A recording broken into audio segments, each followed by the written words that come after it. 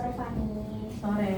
Kami dari kelompok 5 Fakultas Psikologi Untar, mata kuliah Psikologi Keluarga yang terdiri dari aku, Halisa Kansa, Christina, Marcella, dan Afia. Sebenarnya kami kelompok besar, cuman dipecah jadi kelompok kecil, jadi berempat. Nah, hari ini kami izin mewawancari kamu untuk pemenuhan tugas mata kuliah kami. Sebelum wawancara dimulai, kami izin merekam pembicaraannya, terus merekam video juga, dan sesekali menulis poin penting. Sebelum memulai juga, kamu boleh isi inform consent. Kamu bisa baca, dan kalau kamu setuju bisa ditandatangan di bawah. Kalau semisal di pertengahan wawancara nanti kamu merasa nggak nyaman atau keberatan, kamu bisa bilang aja, kita bisa berhenti wawancaranya saat itu juga. Oke, puisi ya? Ya, boleh.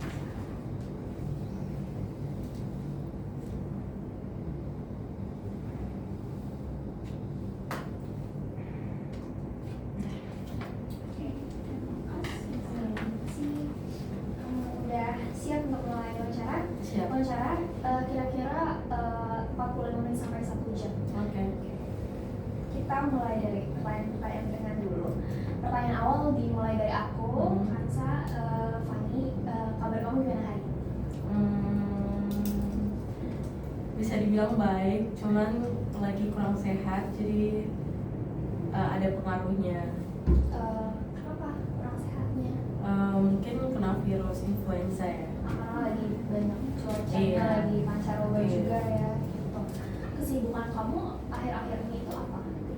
Lebih banyak di kuliah, kerjain tugas, kelompok juga tugasnya ada, terus di MM juga kan aku jadi hakim anggota, jadi mungkin lagi sibuk-sibuk banget di MM. Apalagi ada proker yang bakal ada tanggal 17 kan, gitu aja. Berarti kamu di semester 5 ini, kamu ikut organisasi ya? Iya, benar. Dari semester sebelumnya atau baru mulai semester ini kamu aktif organisasi? Dari semester sebelumnya sih, periode 23-24. Oh, kita mulai masuk ke topik inti kita. Boleh diceritakan nggak gambaran keluarga kamu itu seperti apa sih? Kalau secara garis besar gambaran keluarga aku tuh ya seperti keluarga pada umumnya ya, cuman karena aku bisa dibilang gak terlalu dekat sama orang tua aku, jadi bisa dibilang aku anak yang kontekan sama orang tua, kan aku anak rantau ya, jadi aku kontekan waktu perlu aja, dan waktu di kontak sama orang tua aja, kalau enggak ya enggak sama sekali gitu. Oh, kamu berarti asalnya dari mana? Aku asalnya dari Kupang, Nusa Tenggara Timur. Oh, di sini merantau sendiri atau ada keluarga juga yang di Jakarta? Kalau di sini lumayan banyak sih keluarga aku di Jakarta, tapi terkhususnya yang ada di sini tuh ada kakak kandung aku 2 orang di sini. Kuliahnya juga di Tangerang sama di Jakarta Pusat. Oh, berarti kamu 3 bersaudara ya? Iya, Kamu punya benar. 2 kakak perempuan? Iya, benar. Terus boleh tahu nggak apa sih alasan kamu memutuskan untuk kuliah jauh dari orang tua, dari luar kota juga kan, lumayan jauh dari Sebenarnya disuruh orang tua sih harus kuliah di luar, soalnya kalau kuliah di Kupang sana tuh belum ada universitas yang akreditasi unggul untuk hukum, belum sebagus Untar juga kan. Dan sebelumnya aku juga udah pernah masuk ITB di Bandung selama 1 tahun, jadi kayak, tapi pas itu karena aku sakit jadi nggak bisa lanjut, soalnya kayak depres gitu kan, jadi lanjutnya di Untar, dan itu kemauan orang tua juga sih. Oh, kamu di ITB dengan prodi yang sama? Beda, soalnya nggak ada hukum kan di ITB, adanya teknik doang. Nah aku di situ teknologi hayati. Tapi 1 tahun Iya, sebelumnya 1 tahun. Oke. Sebenarnya ini pertanyaan yang lumayan pribadi. Kamu sekarang sedang menjalin hubungan nggak? Iya, aku jalanin hubungan kira-kira dari tahun 22 resminya sampai sekarang. Oh, berarti sekitar 3 tahun lah ya. Iya. Oke. Saat kamu kecil dulu, siapa sih yang biasanya mengambil keputusan penting di hidup kamu, di keluarga? Kalau keputusan penting itu biasanya ayah sih, tapi kalau keputusan kayak biasa-biasa aja itu dari mama sih. Jadi contohnya kalau ayah tuh kayak tempat di mana aku harus berkuliah, harus sekolah, itu pasti ayah dulu. Jadi aku tempatin harus sekolah di sini ya dek. Kalau ibu tuh kayak boleh main keluar nggak sama teman. Nah ibu tuh ya udah ibu izinin dulu ya, baru ayah izinin juga kayak gitu. Oke. Kalau semisal ayah lagi mengambil keputusan penting itu dan semisal nggak sesuai nih sama apa yang kamu mau, perasaan kamu gimana sih? Aku pasti bakal ngomel-ngomel duluan kan ke ayah, tapi lebih ke negosiasi. Tapi kalau udah nggak bisa ya udah aku terima, soalnya ayah aku kan orang tua aku, jadi apapun keputusan ayah aku terima aja. Oke. Kalau di rumah peran ayah kamu sehari-hari itu apa? Kalau di rumah pas kecil itu lebih ke ngajarin aku matematika yang pelajaran sulit-sulit gitu kan. Tapi seiring masuk SMP, masuk SMA, ayah aku tuh usahanya udah mulai naik, jadi makin sibuk keluar kota terus bolak-balik gitu, jadi jarang ada waktu di rumah gitu. Oke, kalau ibu? Kalau ibu lebih banyak waktu sih, tapi kadang ibu tuh bantuin pekerjaan ayah juga, tapi nggak sebanyak ayah bolak-balik keluar kota. Jadi lebih banyak quality time sama ibu, kayak nonton TV bareng, terus curhat-curhat, terus main sama kucing gitu-gitu. Oke. Dari peran tersebut kamu ngerasa nggak lebih dekat sama ayah atau sama ibu?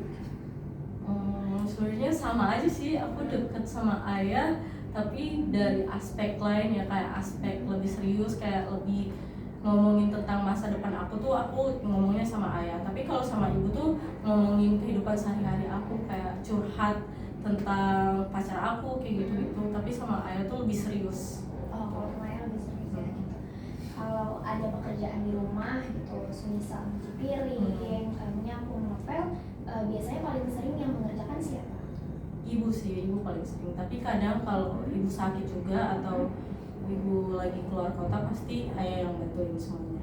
Oh, oke. Jadi saling backup lah ya Iya, kalau lagi benar. sakit gitu. Pernah nggak sih orang tua kamu itu ngomongin sesuatu tentang peran gender? Ada komentar nggak tentang peran gender yang ditanamkan ke kamu gitu dari kecil? Kalau peran gender yang ditanamkan ke aku sih kurang lebih aku ikut dari cara ayahku merealisasikan dirinya di rumah ya. Jadi mereka nggak bilang secara langsung sih, tapi aku ngambil contohnya secara melihat langsung kayak gitu. Kalau ayah tuh ya lebih cari nafkah karena lebih sering buang waktu di pekerjaan kan. Nah kalau ibu lebih sering sama anaknya gitu. Oke. Ada nggak sikap dari ayah atau ibu yang kamu tiru sampai sekarang gitu? Atau kayak, aduh nanti deh kalau udah makin dewasa aku mau kayak gini gitu, dari ayah atau ibu kamu? Kalau dari ayah sih paling aku tirunya dari leadership dia, dari cara bagaimana dia mengatur usahanya, bagaimana dia mendidik aku, pasti aku tiru itu. Kalau ibu, aku tiru dari kasih sayang dia kepada anak. Jadi kayak lebih dari cara menceramahi aku tiru, karena ibuku bisa dibilang baik banget, terus sabar banget kan. Jadi aku bisa meniru kesabaran itu dari ibu aku, seperti itu. Kalau leadership atau pimpinan itu kira-kira kenapa alasan kamu memilih itu? Karena leadership itu sangat penting ya ke depannya, untuk masa depan di ruang lingkup hukum juga. Nah kebetulan ayah aku ada usaha yang ada karyawan-karyawannya, dan bisa dibilang karena usahanya makin naik, jadi leadershipnya pasti bagus. Jadi aku pengen diri itu, seperti itu. Oke, itu kan tadi sikap yang baik gitu yang kamu tiru. Kalau ada nggak sikap yang kayaknya kurang baik gitu, yang secara tidak langsung kamu hindari dari ayah atau ibu kamu gitu? Kalau dari ayah tuh paling waktu marah tuh ayah nada tinggi ya, jadi pasti aku paling nggak suka pas ayah tuh nada tinggi. Kalau dari ibu, waktu udah ceramahin tuh pasti ngomelnya tuh kepanjangan, kayak sampai masa lalu semuanya dibahas. Jadi masalah sekecil apapun bisa dibahas 5 menit, jadinya 5 jam kayak gitu. Oke, tapi semakin dewasa kamu juga semakin ngerti ya Iya. kenapa gitu. Kalau balik lagi nih waktu kecil, antara ibu atau ayah gitu, pas kamu kecil role model kamu itu siapa sih di keluarga? Ayah sih, aku lebih ke ayah sih, karena ayah tuh lebih kelihatan cara sosialisasi di luar gitu kan. Soalnya aku lebih sering kalau ayah kerja, aku ikut ayah juga kan.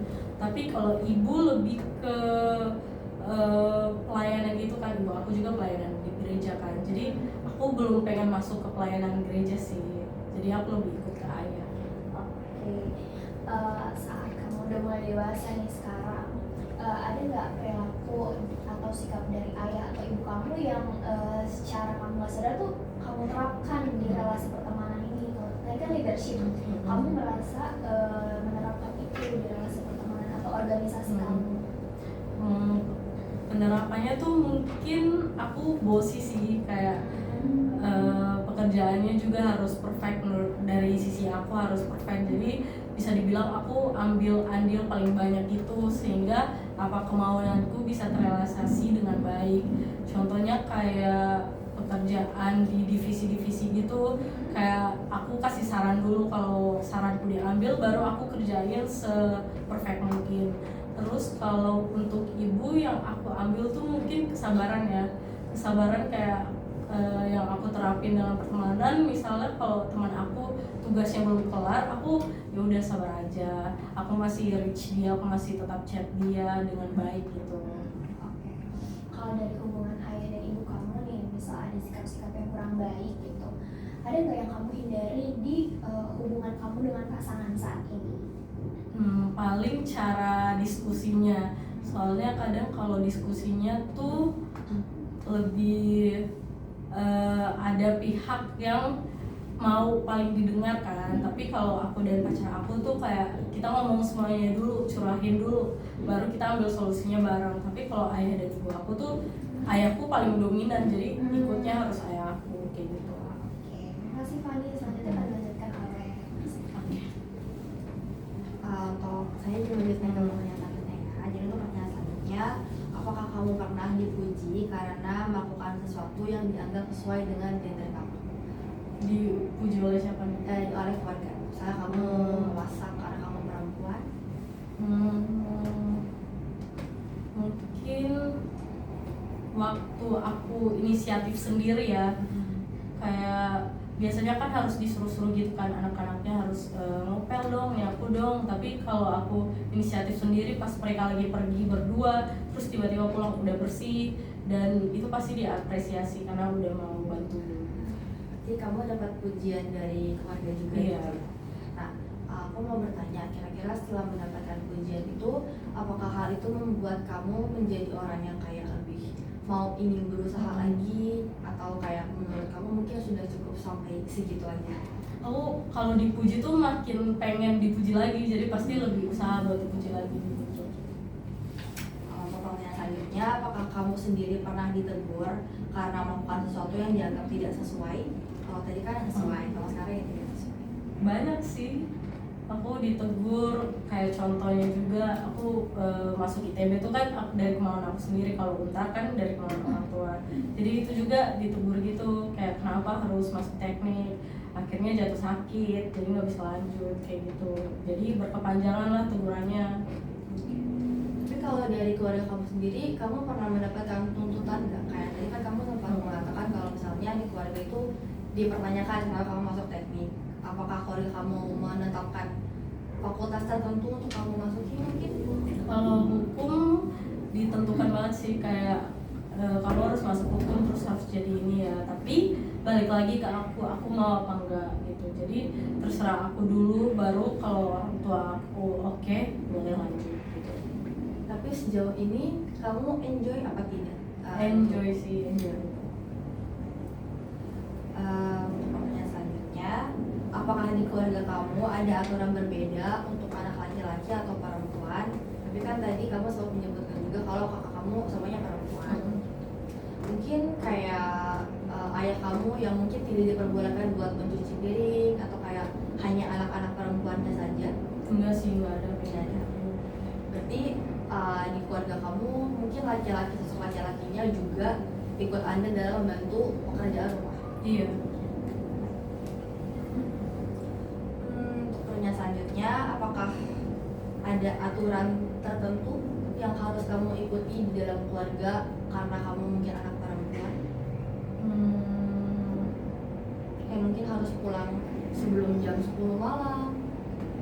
Itu nggak pernah sih aturan yang apa ya, terkoordinasikan dengan secara langsung nggak ada, tapi kayak pas izin main terus baru dibilang pulangnya jangan sampai malam ya, kayak pulang jam 7, tapi kadang bisa beda lagi, jadi nggak ada aturan yang dari awal sampai akhir harus diikutin banget tuh, nggak ada sih.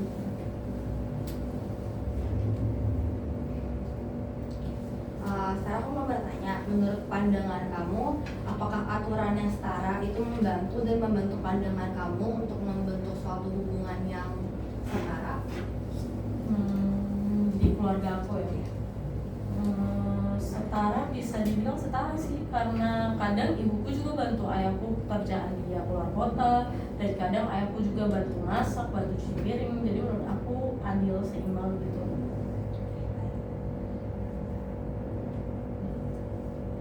Untuk pertanyaan selanjutnya, bagaimana reaksi kamu ketika mungkin di keluarga besar kamu kayak ada yang membandingkan antara kesetaraan perempuan sama laki-laki? Misalnya kayak laki-laki harus Di keluarga besar atau keluarga di kecil? keluarga besar. Kalau keluarga besar, aku termasuk orang yang diem sih. Jadi kalau mereka ngomong apapun, masuk telinga kanan, keluar telinga kiri. Jadi aku nggak pernah masukin ke dalam hati, kepikiran kalau mereka memperbincangkan hal tersebut. Tapi kalau mereka memperbincangkan hal yang penting yang patut aku dengarkan untuk aku juga pribadi, pasti aku dengerin. Tapi kalau kayak gitu mah, aku nggak terlalu sih. Nggak terlalu. Iya, nggak respon juga. Jadi diem aja, dan mereka udah tahu kalau aku diem aja gitu, jadi mereka nggak minta komentar apa-apa. Mungkin sekian dari saya, selanjutnya akan dilanjutkan oleh teman. Oke. Kan tadi dia teman-teman selanjutnya aku kenalkan nama aku Christina Fitriani. Oke, aku melanjutkan pertanyaan dari teman aku yang sebelumnya.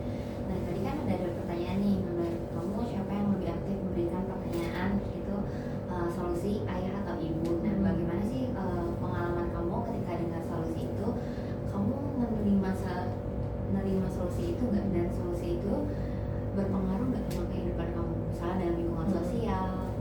Banyak sih solusi yang dikasih ayah aku dan ibu aku, tapi kalau dari ibu aku tuh, ibu aku lebih mau dengar dari sisi aku dulu, dari kamu, menurut kamu gimana. Cuman kalau menurut ibu aku ada yang lebih baik solusinya, ibu aku baru ngasih solusi tuh.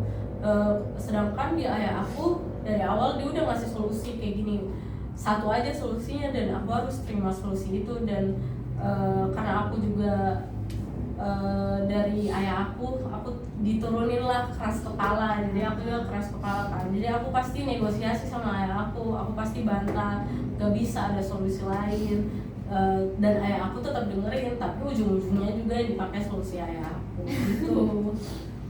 Oke, ini tuh berkaitan sama pertanyaan sebelumnya. Nah, kan tadi jadi dalam keluarga kamu tuh yang biasanya ngambil keputusan utama tuh selalu dari siapa? Keputusan utama yang penting banget Lebih atau apa? dominan. Oh, dari semua keputusan itu baik penting maupun enggak, dan tetap dari ayah aku sih.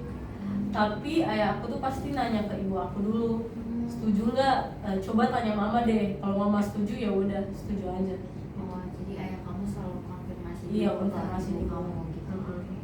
Nah, kalau dalam keluarga kamu tuh komunikasi itu dalam membuat keputusan itu tuh dirundingin bareng-bareng atau sama orang tua kamu atau ayah ibu?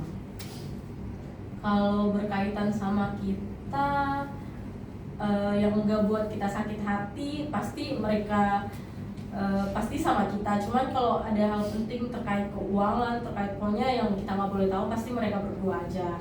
Cuman kalau yang sama kita bareng itu paling dibahasnya tuh waktu kita doa bersama. Karena sekarang aku rantau juga, kita tetap ada doa puasa, ada doa malam bareng juga, jadi kita tetap komunikasi dalam Tuhan lah istilahnya gitu. Oh, itu yang buat kalian kayak terhubung gitu, Iya. walaupun jauh masih Iya. kayak merasa dekat satu sama Iya. lain ya. Karena bisa dibilang keluarga aku rohani, karena mamaku dulu teologi juga, terus kakak aku yang 2 orang juga S1-nya teologi ya, terus kakak kedua juga S2-nya teologi ya gitu. Nah, kan di rumah itu kan suka ada perbedaan pendapat gitu ya.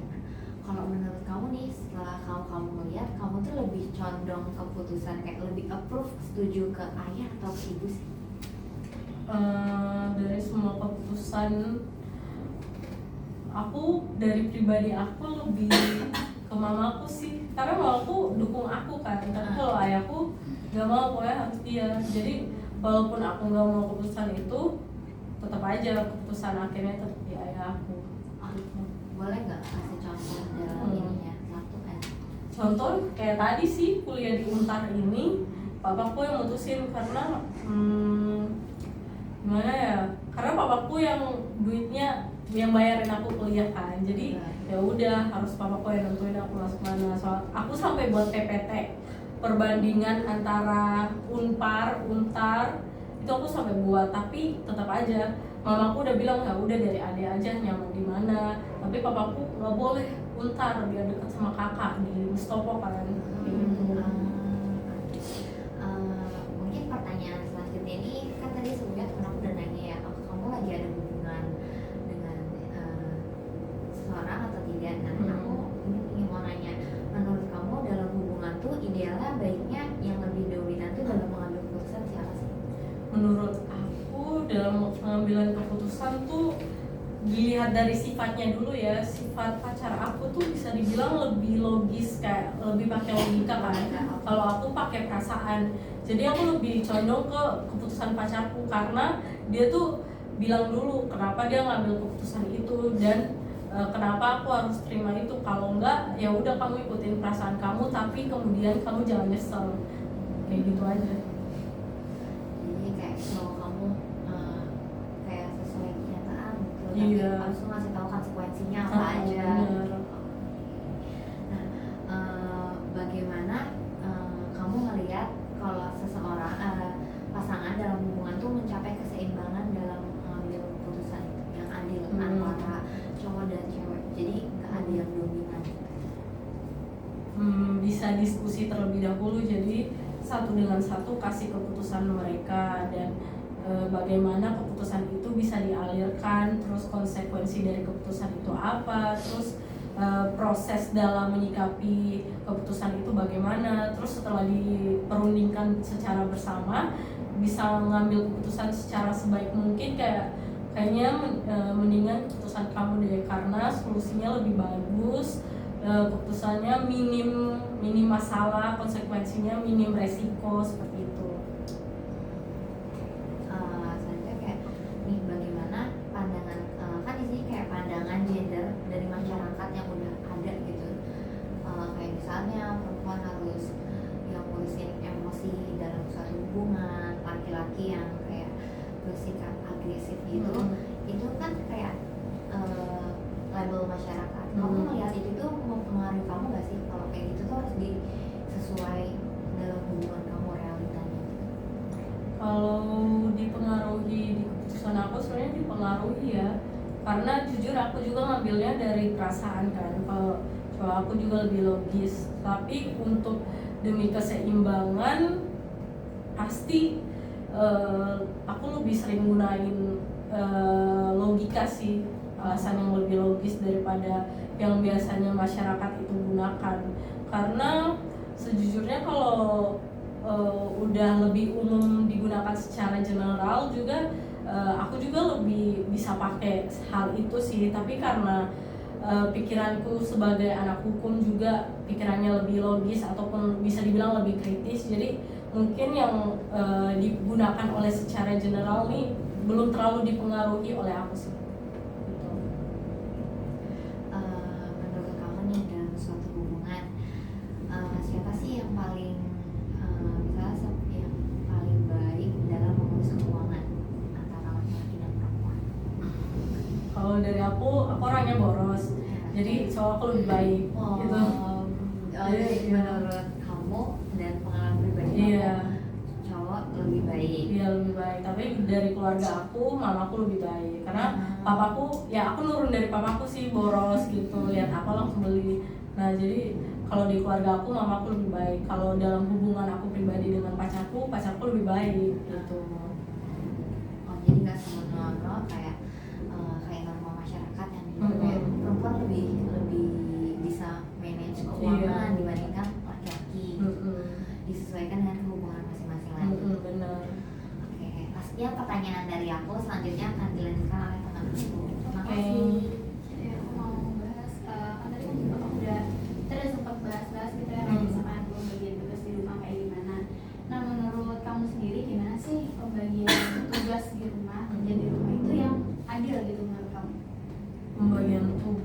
di rumah aja, di luar nggak? di rumah. Kalau di rumah itu contohnya satu aja, kalau kayak mamaku masak, terus aku pasti di akhir kita makan bersama tuh masakannya, terus nanti di akhir aku dan kakak-kakakku yang cuci piring, kayak kerja gotong royong lah, kayak aku bilas, terus kakakku yang nyuci pakai sabun kayak gitu kan, terus kakakku yang satunya lagi yang taruh ke lemari piring gitu kan. Terus kalau ayahku itu paling pas setelah mamaku habis masak, ayahku tuh yang nyiapin meja gitu loh, kayak jadi susun piring di mana biar kita langsung makan. Terus pas makan juga kayak kita doanya nggak kayak biasa sih doanya, kayak dalam nama Tuhan Yesus, enggak kayak gitu, lebih panjang doanya. Jadi biasanya kadang ayahku yang mimpin juga gitu. Karena menurut pengalaman kamu, kalau menurut pandangan kamu itu baik, mungkin kadang kan kita mikir kayak oh seharusnya gini, mungkin kamu sendiri punya pandangan kayak gitu. Kalau menurut pandangan kamu sendiri tanpa lihat di rumah gitu ya, menurut kamu sendiri yang adil tuh seperti apa sih dalam rumah tangga? Yang adil dalam rumah tangga, boleh aku kasih contoh lagi atau? Boleh sih, sebenarnya sih aku lebih pengen tahu pandangan kamu sendiri sih, lepas dari gimana keseharian kamu di rumah. Mungkin hal itu mempengaruhi, tapi akhirnya kamu punya pandangan sendiri sih, gimana sih yang adil menurut kamu? Kalau dari pandanganku sendiri yang paling adil tuh kerja sama sih. Jadi kalau masak ya masak bareng, kalau cuci piring ya cuci piring bareng, terus kalau nyiapin meja ya nyiapin bareng gitu. Jadi semuanya barengan, gak ada yang bagi-bagi gitu, gak ada yang bagi tugas. Jadi mendingan barengan aja. Lalu apa sih yang membuat kamu tuh merasa hal yang sudah kamu sebutkan tadi itu terasa lebih adil gitu? Karena satu pekerjaan itu dikerjakan secara bersama-sama, pasti kelarnya juga lebih cepat. Terus pasti pengikutan andil dalam pekerjaan itu juga sama rata. Jadi menurut aku itu lebih adil. Menurut kamu sendiri, apakah laki-laki itu juga perlu untuk terlibat dalam pengasuhan anak? Dari aku pribadi sangat harus terlibat dalam pengasuhan anak, karena anak itu kan ada orang tuanya kan. Karena kalau ada ibunya kan nggak bisa kan, ibunya dapat sperma dari mana biar bisa melahirkan, biar bisa ada bibit dalam rahim dia kan nggak bisa kan. Jadi kalau ayahnya udah menikah, ibunya juga udah bisa menjadi ibu rumah tangga, pasti keduanya harus bekerja sama dalam mengasuh anak. Jadi menurut aku sangat penting hal itu.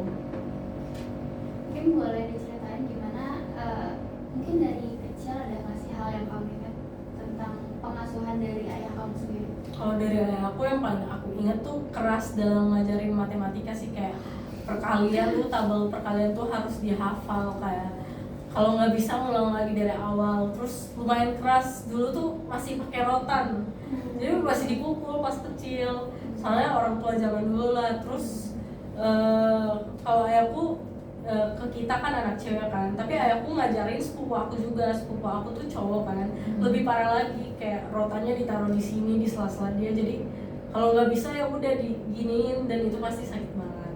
Kalau ke cowok, kalau ke cewek mah aman. Kalau kehidupan sosial gitu, kayak misalkan gimana interaksi sama orang lain, ada nggak sih kayak ayah kamu tuh ngajarin sesuatu gitu, terlepas dari kan ada tadi kan lebih ke kayak pengajaran materi gitu ya, mungkin lebih ke kayak kehidupan sosial gitu. Kalau kehidupan sosial, sebenarnya aku ikut banyak sih. Ayahku kerja, aku ikut juga. Keluar kota juga aku pernah ikut. Dan sosial sama partner atau mitra dia tuh bisa dibilang table manner juga ya aku ajarin. Terus cara komunikasi sama negosiasi, aku tuh ngajarin di situ, kayak harus lihat secara langsung tuh bagaimana. Dan aku praktekkan sampai sekarang sih kayak gitu. Jadi kayak waktu di MM juga aku praktekkan cara negosiasi gimana biar kita tuh dapat apa mau kita. Jadi kemauan kita kenapa harus diikutin, ya ayahku ajarin kayak gitu sih. Jadi menurut kamu karena kamu diajak keluar kota dan komunikasi sama yang Iya. lumayan bagus gitu ya, sangat berpengaruh dan bermanfaat sampai kamu sekarang sampai ada Iya, di dia. benar. Jika pasangan kamu nih nanti suatu saat kalian ini sama-sama bekerja gitu, menurut kamu sendiri gimana sih pembagian pekerjaan rumah tangganya yang seharusnya gitu ketika kalian berdua sama-sama bekerja? Kalau di rumah mungkin tergantung dari jam kerja kita juga. Kalau jam kerja kita sama, misalkan jam kerja dia tuh siang ke malam, sedangkan aku pagi ke siang. Nah pasti aku kerja di rumahnya tuh dari siang sampai malam, dan pasanganku suatu nanti juga pasti sebaliknya. Tapi kalau pekerjaan kita sama-sama di siang sampai malam, berarti kita bisa di rumah bareng tuh, bisa saling kerjasama. Tapi kalau pekerjaan kita tuh benar-benar gak bisa sama sekali ada orang di rumah, berarti mungkin kalau udah ada anak, mungkin anaknya bisa dititipin di pengasuhan anak, atau kalau nggak mau di pengasuhan anak berarti panggil ART ke rumah gitu. Kalau menurut kamu sendiri gimana kamu memandang peran utama suami nantinya dan istri juga di rumah tangga? Jadi kayak seharusnya tuh suami gimana sih, seharusnya istri gimana sih menurut pandangan kamu sendiri? Kalau istri berarti pandangan ke diri aku sendiri ya. Kalau dari aku tuh maunya lebih dekat ke anak kalau udah punya anak, dan lebih pengen didengar juga, perasaannya lebih pengen didengar juga, terus lebih pengen dihargai juga. Kalau dari sisi pasangan aku nantinya mungkin dimana cara dia dalam memimpin rumah tangga ya, karena bisa dibilang kalau laki-laki tuh tetap punggung keluarga kan. Jadi mungkin dalam pengambilan keputusan yang penting aku tetap di pasangan aku nanti sih gitu. Menurut kamu sendiri peran yang udah kamu sebutin itu memang akan kayak gitu aja atau menurut kamu bisa fleksibel? Kayaknya kalau sekarang aku belum tahu ya, soalnya belum ada kepikiran ke sana sama sekali ya. Jadi mungkin nantinya bisa lebih fleksibel lagi kalau udah lebih memikirkan situasi tersebut ke depannya. Menurut kamu apakah peran gender ini berpengaruh dalam penyelesaian konflik? Berpengaruh sih, tadi kayak aku bilang kalau cewek itu lebih perasaan, cowok lebih logis, jadi pasti pengaruh ke pengambilannya juga ada gitu. Selain yang dari udah kamu ceritakan itu, ada nggak sih hal-hal lain yang mungkin akhirnya justru kamu nih yang keputusan kamu yang akhirnya diambil yang lebih emosional gitu? Bisa jadi kalau kita mau nerima risikonya gitu. Kalau kita fine-fine aja dengan risiko yang akan terjadi, konsekuensi yang akan terjadi, kita bisa menerima semuanya, menurut aku oke aja kalau mau diambil gitu. Biasanya cara kamu berdiskusi sama pasangan kamu tuh gimana sih? Kan apalagi tadi kamu mention kalian berdua sebenarnya lebih ke logis gitu ya, kamu kan hukum dan laki-laki kan cenderung memang lebih logis gitu. Sedangkan kalau perempuan kan memang lebih emosional, dimana akhirnya ada keputusan kamu dan kalian diskusinya tuh gimana sih? Sebenarnya aku udah bilang sih, kayak kita kasih dari kita masing-masing dulu, kita curahin semuanya, kita maunya kayak gimana, dan kita tuh harus bisa jelasin dari prosesnya, dari konsekuensinya kita harus jelasin. Kalau konsekuensi yang minim lebih baik, berarti kita bisa ambil konsekuensi yang lebih minim terjadi. Tapi kalau konsekuensi yang lebih besar terjadi dan kita nggak bisa menerima hal itu atau nggak bisa menyelesaikan konsekuensi tersebut yang mengakibatkan masalah, berarti mendingan kita buang solusi itu dan kita ambil konsekuensi yang lebih minim gitu. Menurut kamu dalam hubungan itu kalau misalkan adanya perbedaan, biasanya yang lebih sering ngalah tuh siapa? Lebih sering ngalah tuh pasti pasangan aku sih yang sekarang, karena aku orangnya keras kepala, dan kalau dia nggak mau dengerin pasti aku ngancem, jadi kayak ya udah gini loh pokoknya gitu. Jadi akhirnya ya udah, dia ya udahlah terserah kamu aja lah kayak gitu. Terus perasaan kamu ketika ada di momen tersebut tuh gimana? Ya aku bilang mana bisa kayak gitu, kamu juga kamu harus ngasih solusi. Pokoknya kita harus diskusi bareng. Terus kalau tetap gak mau terima solusi dari aku, ya udah nggak usah dilakuin sama sekali, ya udah masalahnya nggak usah dikelarin aja gitu. Ada nggak sih dampak dari kebiasaan itu ke hubungan jangka panjang kamu? Apalagi kamu kan udah 3 tahun ya, bisa dibilang ya, lumayan lama gitu lah ya. Nah, ada nggak sih dampak yang akhirnya berpengaruh gitu karena sering ngalah-ngalah kayak gitu? Berpengaruhnya tuh kayak waktu apa ya, kayak ini sekarang sih, kayak pacarku lebih diem aja gitu. Kalau aku kayak marah, pacarku kayak oh ya udahlah ya. Kayak apapun, apalagi kalau pacarku yang marah, aku kayak kamu ngomong dong, jangan diem doang. Tapi waktu pacarku udah ngomong, aku nggak terima, jadinya aku marah balik. Jadi dia mendingan ya udah, akhirnya dia diem aja. Terus waktu udah diem lagi, aku marahin lagi gitu. Jadi solusi yang dia ambil, aku marah gitu sih. Terus kalau misalkan pasti kan dari banyaknya konflik ada lah yang konflik yang akhirnya nggak terselesaikan gitu. Biasanya kamu tuh ngelakuin apa sih, strategi apa yang biasanya kamu gunain gitu? Kalau kayak gitu pasti besoknya kita udah biasa aja, kayak ya udahlah nggak usah dibahas. Terus ketemu udah bahas lain, kayak nggak ada masalah itu. Tapi pas ada konflik lagi ke depannya, nah konflik itu kita bahas lagi, jadi kelarin di konflik yang ke depannya akan datang gitu. Berarti lebih ke ini ya, lebih jatuhnya menunda ya? Iya, menunda. Tapi ketika tadi kan sebuah masalah itu udah ditunda gitu si A gitu, dan ada masalah B, jadinya kan B plus A gitu. Iya. Nah, ketika ada masalah double kayak gitu, komunikasinya gimana tuh, kayak diskusinya? Kalau itu kan kita pasti udah kayak capek, pasti udah diem aja. Terus pasti di situ cowokku lebih banyak ngomong sih, terus ngomongnya lebih pelan, ngomongnya lebih menghargai aku, kayak bujuk aku gitu. Terus pasti tetap ada logisnya, tetap ada kenyataannya, terus konsekuensinya juga tetap ada. Jadi pas itu aku juga udah capek, jadi lebih ke dengerin aja, terus iya gitu aja, jadi ikut aja dari dianya. Berarti kembali lagi tapi cenderung ke pasangan kamu yang sendiri ya yang ngambil keputusan gitu? Iya, untuk yang konflik lumayan besar ya, tapi kalau konflik kecil-kecil kayak ngambekan gitu-gitu pasti di aku sih. Oke, berarti mungkin kamu tuh lebih kayak masalah-masalah kecil gitu. Iya, benar. Kamu kayak pasangan kamu lebih ke udah deh gitu kan. Nanti ketika ada konflik itu dia lebih menyuarakan gitu ya, Iya, benar. menyuarakan dan lebih diskusi ke kamu. Berarti strategi yang B plus A itu menurut kamu lebih nyelesain masalah atau justru lebih nambah masalah? Kalau dari aku lebih ke nambah masalah sih, karena waktu nundanya juga pasti overthinking lah sama masalah yang A itu. Tapi karena udah jadi B plus A, menurut aku ya udah sekalian aja diselesain gitu. Ini teman-teman ada pertanyaan mau ditanyakan tambahan? Aku mau tanya dong Fani. Kalau boleh tahu antara mama sama papa kamu perbedaan usianya itu jauh atau enggak? Kayaknya berapa tahun ya? 3 tahun deh.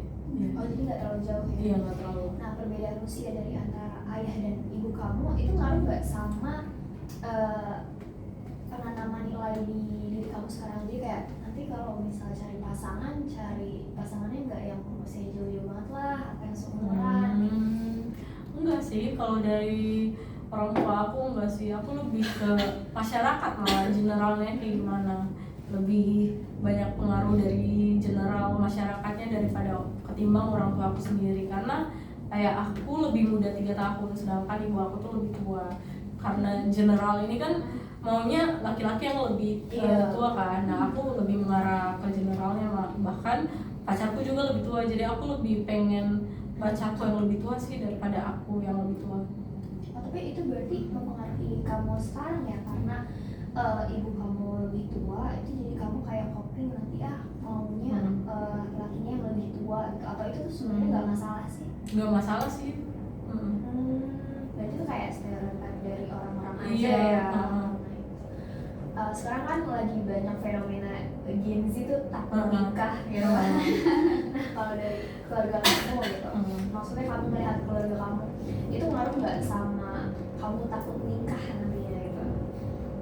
Sebenarnya aku belum kepikiran sama sekali soal nikah sih. Aku lebih ke kerja sih, lebih ke nyari duit sih. Jadi kalau Gen Z takut nikah, aku sebenarnya nggak takut nikah, cuman udah harus ada duitnya dulu. Semua karirnya udah harus pasti dulu. Kalau belum pasti susah kan pas nikahnya gimana, duit buat makan gimana, soalnya pasti orang tua nggak cover lagi kan.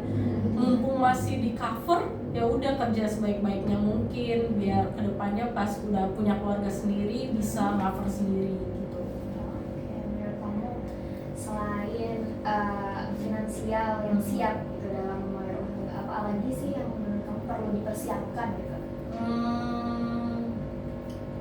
Yang perlu dipersiapkan selain finansial itu paling dimarah-marahnya sih dari akunya sendiri, paling dikurang-kurangin marahnya, karena kalau nanti punya anak masa anaknya lihat orang tuanya marah-marah mulu kayak gitu. Pasti aku harus introspeksi diri dulu dari cara aku mengekspresikan kemarahan aku tuh gimana, dan bagaimana caranya pasangan aku nantinya itu bisa menghargai aku dan anak-anak aku. Dan yang paling penting tuh sebenarnya dari sisi kerohanian sih, harus siap dalam rohani juga, kayak harus takut banget sama Tuhan gitu. Kayak dia juga harus pelayanan di gereja, dan kebetulan pacar aku juga pelayanan di gereja kayak gitu.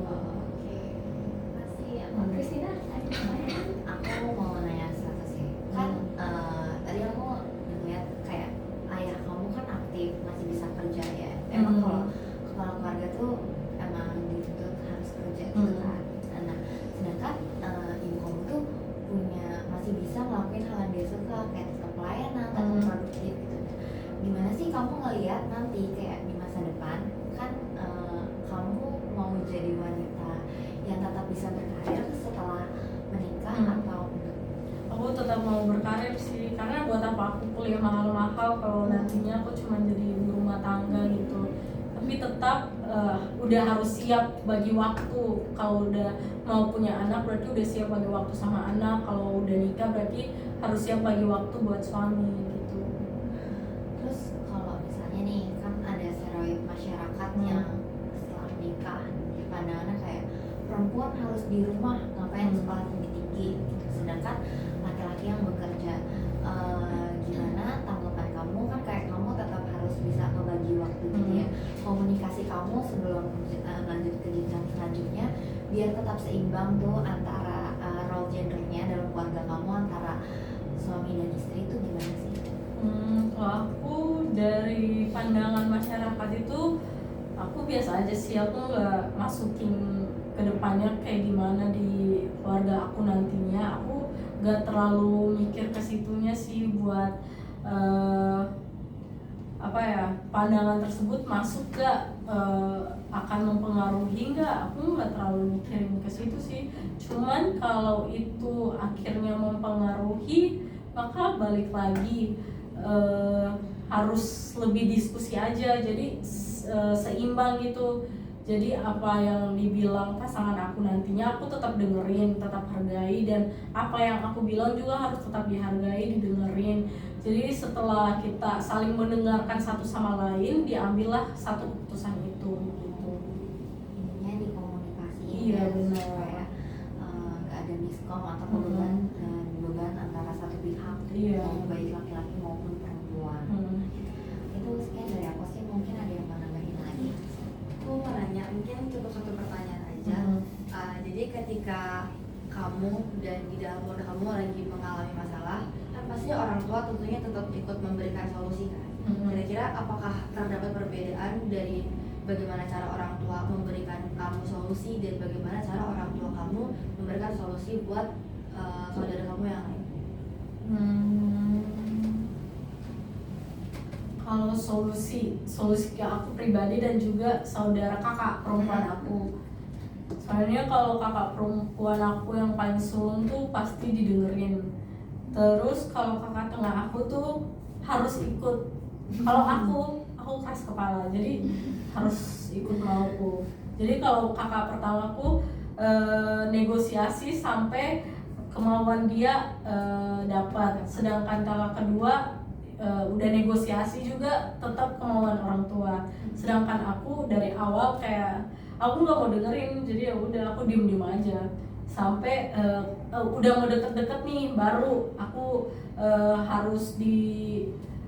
harus dengar kemauan aku gitu. Jadi tetap di ujung-ujungnya kemauan aku yang kepake.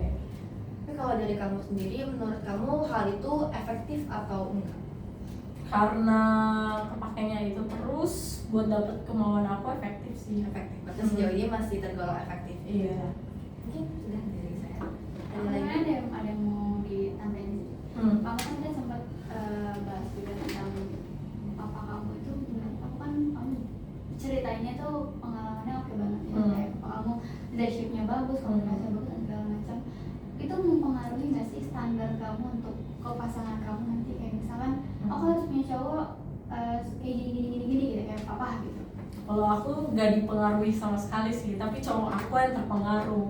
Karena lihat papaku dia jadi kayak segan gitu kan, jadi kayak dia masuk organisasi, kayak dia pelayanan terus apa-apa biar bisa papaku terima gitu. Malah pengaruhnya cowok aku bukan dia. Ya. Ya berarti terlepas dari apapun pengasuhan dari gimana orang tua kamu, hal itu tuh nggak mempengaruhi gimana kamu mau punya pasangan dari Iya.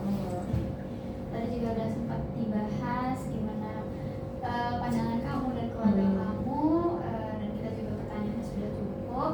Jadi terima kasih banyak Fani hari ini atas waktunya. Terima kasih juga sudah sharing banyak hal banget sama kita, dan akhirnya kita jadi tahu banyak pandangan baru gitu ya dari Fani.